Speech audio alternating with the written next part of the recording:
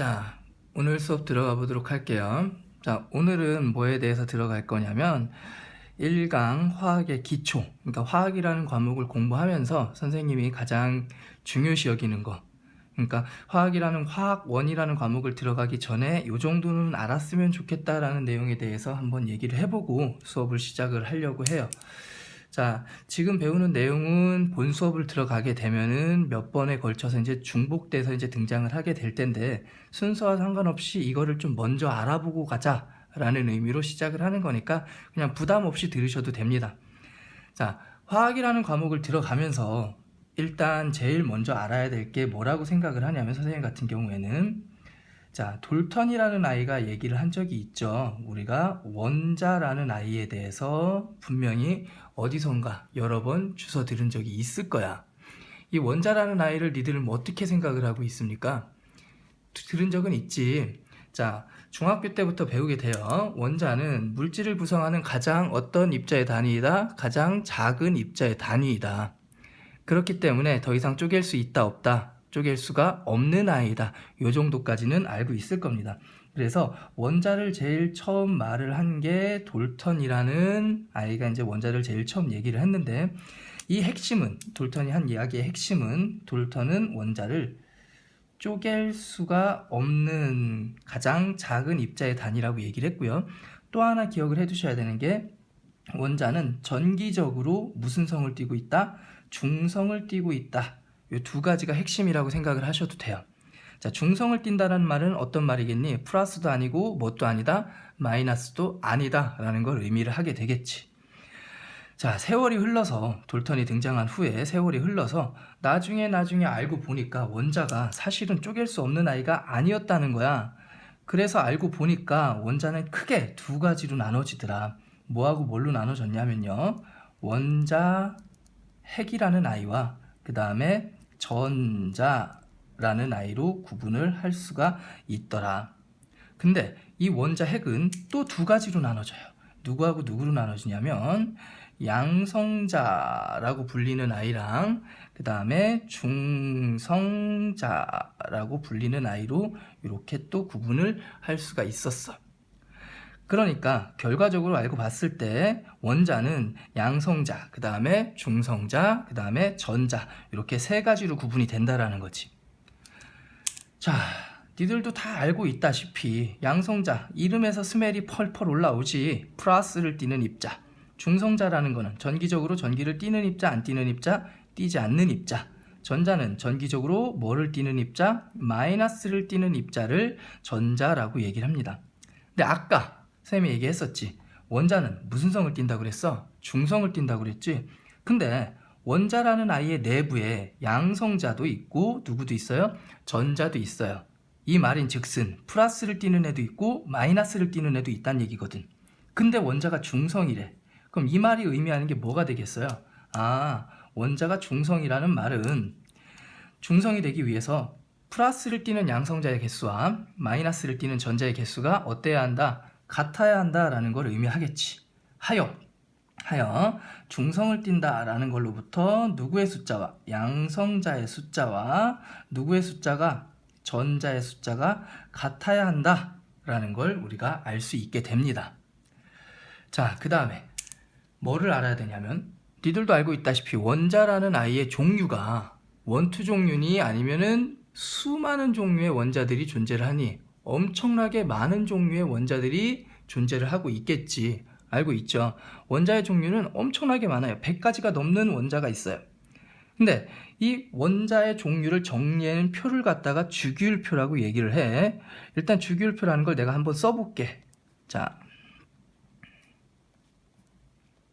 그냥 한번 쓰는 겁니다. 나중에 어차피 이걸 다 외워야 하고요. 이미 외우고 있는 아이들도 있을 거야.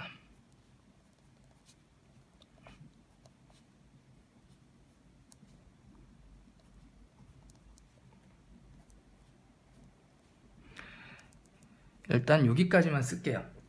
자, 이 주기율표를 보면서 너희들이 중2 때 뭐를 배웠냐면, 이 원자라는 아이들은 주기율표가 있고요. 이 주기율표 내부에 있다시피 뭐가 매겨져 있어요? 각 원소마다 번호가 매겨져 있지. 그치? 각 원소마다 다 번호가 매겨져 있어요. 그렇다면 이 번호라는 걸 매길 때 수소는 1번이고요. 리튬은 3번이고요. 나트륨은 11번이고요. 뭐 이런 식으로 번호라는 걸 매길 때 분명한 거는 기준이라는 게 있어야겠지. 기준 없이 번호를 그냥 마구 매길 수가 있겠니 없겠니? 없겠지. 그래서 이 번호를 매긴 기준이 뭔지를 한번 생각해 보자. 자, 첫 번째 뭐를 알아보자. 원자 번호가 의미하는 게 뭐냐. 자, 원자 번호는요 사실 되게 간단한 걸로 매겼습니다. 뭐의 숫자? 양성자의 숫자를 기준으로 해서 원자 번호를 매겼어. 그 말은 무슨 말이냐면 리튬이 3번이야. 리튬이 3번이라는 말은 곧 리튬은 양성자를 몇 개? 3개 가지고 있어요. 나트륨이 11번이야. 그럼 나트륨은 양성자를 몇 개 가지고 있어요? 11개를 가지고 있어요 라는 말이 되겠지. 근데 양성자의 개수와 전자의 개수가 어떻다고 그랬어? 같다고 그랬지. 양성자의 수하고 전자의 수가 같아. 근데 원자 번호는 누구를 기준으로 했어요? 양성자 수를 기준으로 했지. 그러면 결과적으로 여기에 이렇게 써줄 수도 있을 거 아니야? 양성자 수, 그 다음에 뭐의 숫자? 전자의 숫자. 고로 나트륨이라는 아이는 11번이야. 양성자가 11개가 있는 거고요. 그 다음에 전자도 몇 개가 있는 거야? 11개가 있는 거야. 근데 조심해야 될 게 있어요. 이 전자라는 아이는 쉽게 움직일 수가 있는 아이들이야. 그래서 기준이 될 수 있다 없다? 없는 거. 기준이 되려면 진득하니 딱 붙어 있어야 되는데 전자는 열이 갔다 저리 갔다 뭐 나가기도 하고 들어오기도 하고 수시로 움직이기 때문에 기준으로 잡기는 모호하다. 하지만 기본적으로 중성 상태일 때는 양성자 수와 전자 수가 같기 때문에 같은 개수만큼을 가지고 있다라고 생각을 해도 돼. 가장 쉬운 전자에 이동하는 예로 머리를 막 비벼. 그럼 머리카락에서 정전기가 일어나면서 머리가 막 바닥바닥 쓸 거 아니야. 그게 뭐야? 전자가 어느 한쪽으로 이동을 한 거야. 그래서 머리카락이 플러스를 띠고 손이 마이너스를 띠게 되면서 서로 인력이 작용하게 되고 그래서 벌벌벌벌 일어나게 되는 거지. 해서 기준은 되진 않지만 움직이기 때문에 기준은 될 수 없지만 기본적인 개수는 같은 개수를 가지고 있다라고 생각을 하시면 되는 거야. 그럼 여기 번호만 알고 있다면, 원자 번호만 알고 있다면 이 원자 속에 양성자가 몇 개가 있는지 그리고 전자가 몇 개가 있는지를 알아내는 건 쉬울까 어려울까? 쉽겠지. 마그네슘이 12번이야. 마그네슘은 양성자가 12개, 전자가 12개를 기본으로 가지고 있는 애가 누구다? 마그네슘이다. 그러면 번호가 의미하는 게 뭔지 알겠지? 그래서 번호를 알면 원자 속에 있는 양성자의 개수와 전자의 개수를 알 수가 있다. 그 다음에 이제 우리가 두 번째 살펴봐야 되는 게 뭐냐면 우리가 물질이라고 얘기를 하는 기준을 한번 생각을 해봐야 돼. 자, 물질이라고 불리는 기준. 물질이라는 게 뭐야? 라고 물어보면 이렇게 답을 할 수가 있으면 좋겠다. 세상에는 두 가지로 구분할 수가 있어. 세상에 존재하는 걸. 물질과 파동이라는 걸로 구분할 수가 있는데 이 둘의 구분 기준이 물질은 뭐를 가지고 있는 것? 질량이 있는 걸 물질이라고 얘기를 하고요. 질량을 가지고 있지 않은 걸 파동이라고 한다 라고 생각하시면 편해. 파동이 뭔데요? 우리가 흔히 생각하는 빛이라든가 소리라든가 이런 것들은 파동이라고 얘기를 해. 분명히 존재하지만 그 물질이 그 입자가 질량을 가지고 있진 않은 거, 그게 파동인 거고요. 물질은 무조건 뭐가 있어야 되는 거야? 질량이 있어야 되는 거야. 그러면 원자는 물질이지. 그럼 원자 속에 있는 이 모든 아이들은 다 물질에 해당하겠지. 그럼 물질의 정의가 뭐라고 그랬어? 질량이 있는 애들을 물질의 정의라고 얘기를 했지. 그렇다면 원자도 질량이 있겠네요. 그럼 이 많은 종류의 아이들이 질량이 다 있겠네요. 근데 얘들이 질량이 무거울까 가벼울까? 겁나게 가볍겠지. 그래서 실제 질량을 하려면은 뭐 곱하기 10의 마이너스 몇 승 막 해가지고 0.0000000 얼마 뭐 이런 식으로 나와야 된단 말이야. 그럼 질량을 우리가 비교할 때 실제 질량을 가지고 비교하면 겁나게 짜증이 날 거야. 그죠? 해서 우리가 이 아이들의 질량을 비교하기 위해서 이런 개념을 도입을 하게 됩니다. 질량수라는 개념을 도입을 하게 돼요. 질량수의 개념은 되게 간단한 거야. 원자들이 여러 종류의 아이들이 있는데 이 아이들의 질량을 비교하자. 얘는 얘보다 몇 배 더 무거워, 얘는 얘보다 무거워, 가벼워, 이런 것들을 알아낼 수가 있는 개념인 거지. 자, 질량수 구하는 거 어렵지 않아요. 엄청 쉽습니다. 자, 결과부터 얘기를 하자. 질량수는요, 누구의 숫자에다가, 양성자의 숫자에다가 뭐를 더해준 거야? 중성자의 수를 더해준 걸 우리가 질량수라고 얘기를 해요. 쌤, 원자는요, 양성자, 중성자, 전자로 이루어져 있는데 질량수라는 건 질량을 대변하는 거라며요. 근데 질량수에는 양성자하고 중성자밖에 안 들어갔어. 전자가 들어가질 않았어. 그럼 여기 전자의 질량은 뭐하고 있는 상황이니? 무시하고 있는 상황이지. 그럼 전자의 질량이 안 들어가도 실제 원자의 질량에 비교하는데 문제가 안 되나요? 라고 얘기를 해야 되겠지, 질문을. 그래서 첫 번째, 질량수의 공식이 양성자 수 더하기 중성자 수라는 공식이 나오게 된 배경의 첫 번째가 전자의 무시야. 전자를 무시해도 되느냐 안 되느냐. 전자를 무시했거든, 결과적으로는. 왜 무시할 수 있었을까? 전자는 매우 가벼워. 근데 얼만큼 가벼우냐면 무시할 정도로 가볍다 라는 전제 조건이 들어간 거야. 뭐 이런 비유가 적절할지는 모르겠지만, 자, 쌤 몸무게가요 63kg예요. 그래서 저울 위에 탁 올라갔습니다. 그랬더니 63kg가 딱 찍히는 거야. 그래서 무게가 좀 많이 나가는 것 같아. 저울에서 딱 내려와요. 그런 다음에 머리카락을 한 10개를 막 뽑아. 머리카락을 막 뽑아. 그런 다음에 다시 저울 위에 올라가. 내 몸무게가 몇 킬로일까? 그대로 63kg가 되겠지. 근데 뽑아버린 머리카락은 질량이 없었을까?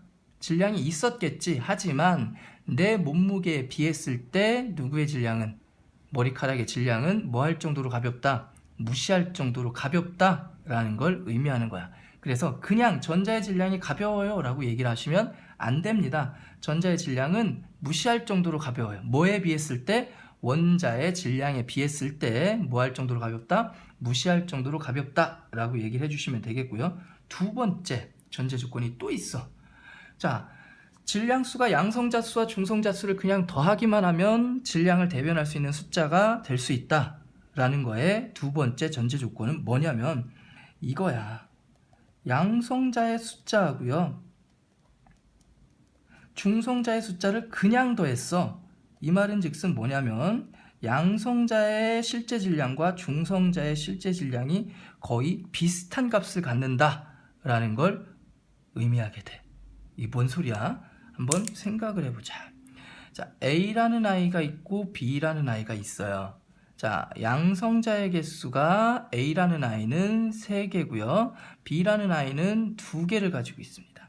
그리고요, 중성자의 개수가 A라는 아이는 2개를 가지고 있고 B라는 아이는 3개가 가지고 있다라고 한번 쳐볼게. 그렇다면 이 둘 다 질량수 공식에 의하면 양성자하고 중성자하고 그냥 더하면 질량수가 되는 거잖아. 그러니까 A의 질량수도 얼마가 되겠어? 5가 되겠지. B의 질량수도 얼마가 되겠습니까? 5가 되겠지.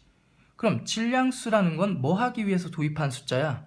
질량을 비교하기 위해서 도입한 숫자잖아. 근데 A의 질량수가 5고 B의 질량수가 5라는 말은 A의 실제 질량과 B의 실제 질량이 거의 어떻다? 비슷하다라는 걸 의미하게 돼.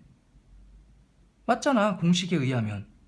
근데 말이야, 만약에 양성자의 실제 질량이 1g이고 중성자의 실제 질량이 2g이야. 서로 다른 질량을 갖게 된다 쳐보자.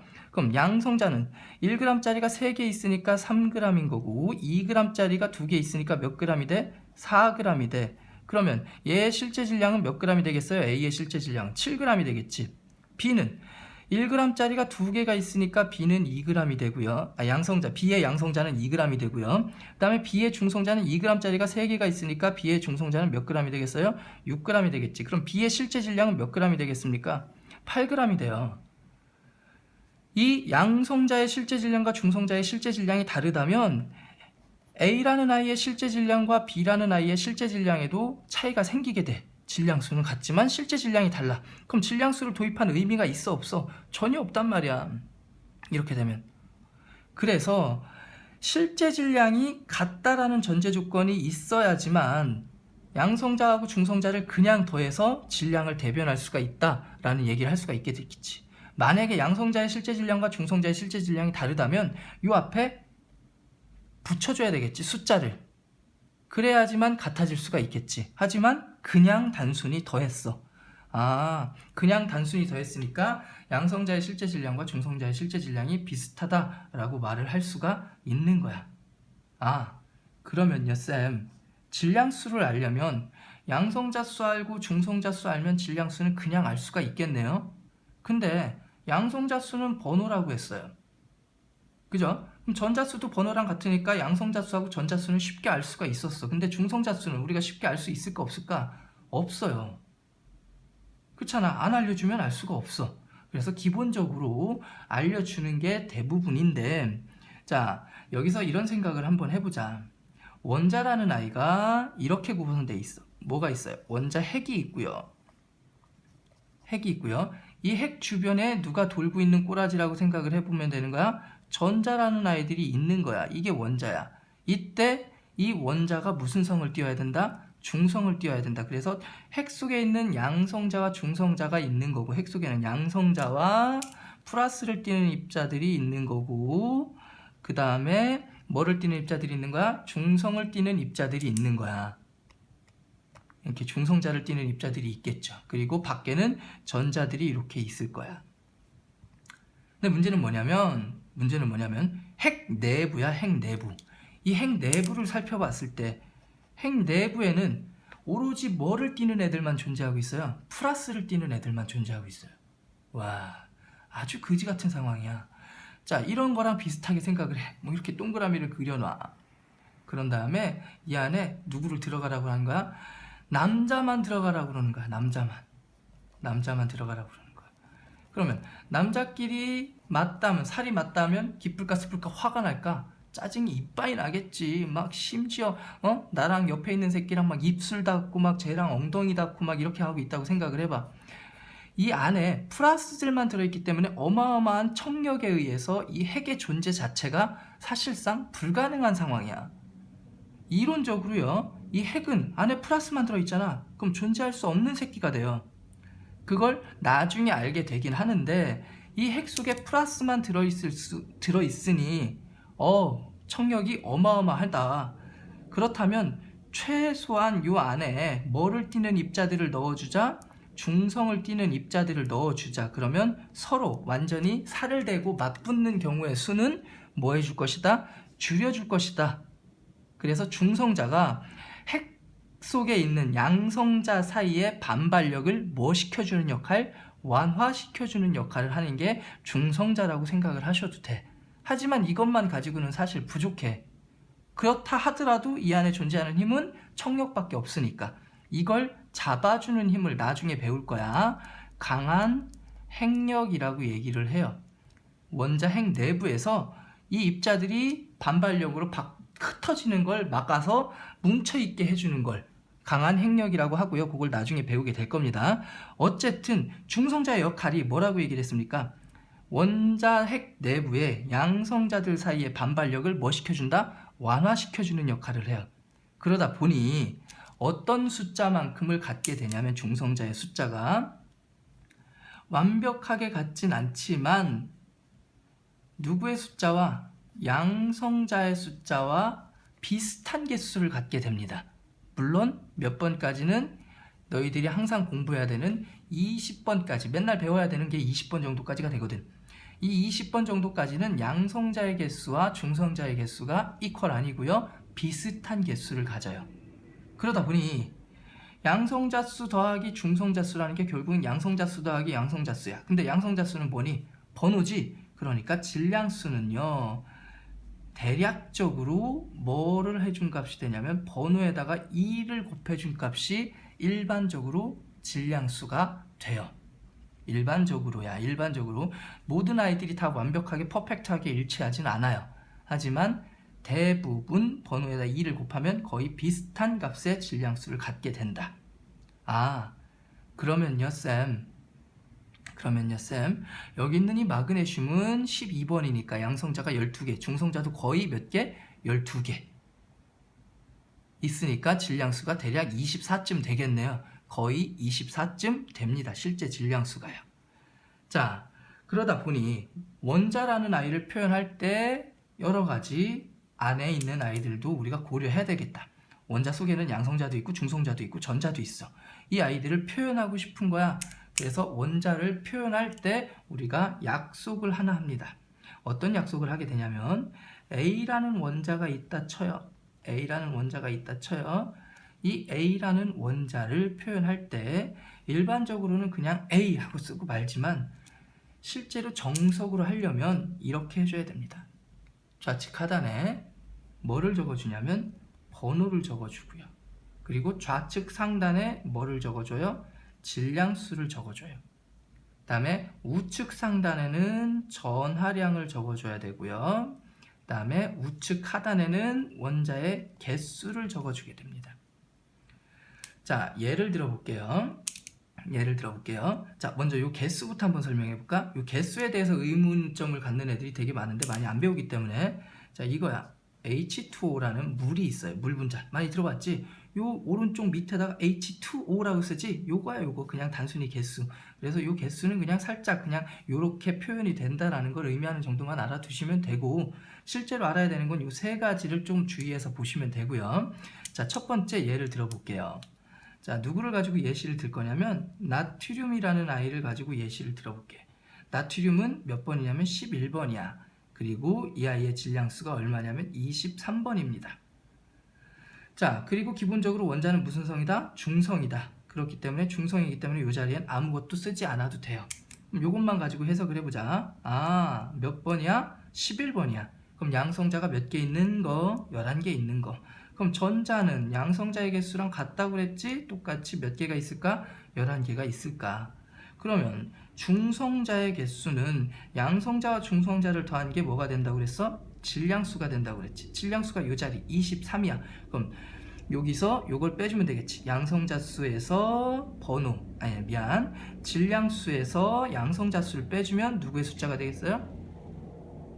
중성자의 숫자가 되겠지. 그래서 나트륨은 중성자 몇 개를 가지고 있어? 12개를 가지고 있어 라는 걸 표현할 수가 있는 거야.